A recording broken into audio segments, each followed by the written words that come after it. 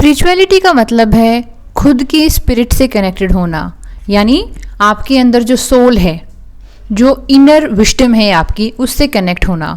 और जब आप अपनी इनर विजडम से कनेक्ट होते हैं, जो कि आपको एक अल्टीमेट गाइडेंस प्रोवाइड करती है, तो लाइफ में कोई भी एक्शन लेना आपके लिए आसान हो जाता है, क्योंकि आप कैटेगराइज कर पाते हैं कि this is my inner voice, this is my inner truth versus this is the external voice. जो लोग कमज़ोर होते हैं ना, मतलब जो खुद से कनेक्टेड नहीं होते, वो जो बहुत ज़्यादा डरे हुए होते हैं, क्योंकि उनको डर है कि सोसाइटी क्या बोलेगी, फैमिली क्या बोलेंगे, आसपास के 4 लोग क्या बोलेंगे, वो खुद की स्पिरिट से कनेक्टेड नहीं होते, वो खुद से जुड़ाव महसूस नहीं करते, क्योंकि उस चीज़ को किसने ऑक्यूपाई कर लिया है? आउटसाइड प्रेशर ने। तो इसीलिए एक चीज़ होती है inner truth versus external voice, यानी आपकी आंतरिक सच्चाई क्या है वर्सेस एक्सटर्नल नॉइस।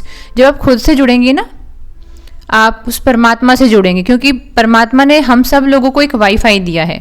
अब वो आपकी मर्जी है, आप उसमें पासवर्ड फिल करके कनेक्ट करना चाहते हैं या नहीं चाहते हैं उस परमात्मा से, क्योंकि ईश्वर स्वयं तो धरती पर प्रकट नहीं हो सकते, आपके सामने किस किस के लिए प्रकट होंगे, लेकिन उन्होंने हमको स्वयं इस कैपेबल बनाया है, हमको खुद इतना पावरफुल बनाया है कि हम उनसे कनेक्टेड फील कर सकते हैं, और उस कनेक्शन में जाकर हम जिस भी चीज़ को मैनिफेस्ट करना चाहते हैं, जिस चीज़ के ऊपर काम करना चाहते हैं, हम जानना हम किस चीज़ के लिए रियली क्रेव कर रहे हैं।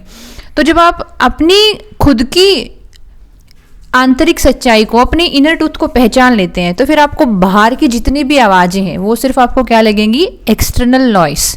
और इसका बहुत बड़ी एग्जाम्पल मैं आपको 19th और 20th सेंचुरी के जो सोशल रिफॉर्मर रहे, राजा राम मोहन राय हो, चाहे ज्योतिबा फुले जी हो, ज्योतिबा फुले फ्रॉम महाराष्ट्र, उन्होंने ना उस समय पर महिलाओं के लिए आवाज़ उठाई महाराष्ट्र में, जब समाज में कास्टिज्म, पैट्रियार्की सबसे पीक लेवल पे था, जिस समय पे सती प्रथा प्रैक्टिस कर रही थी।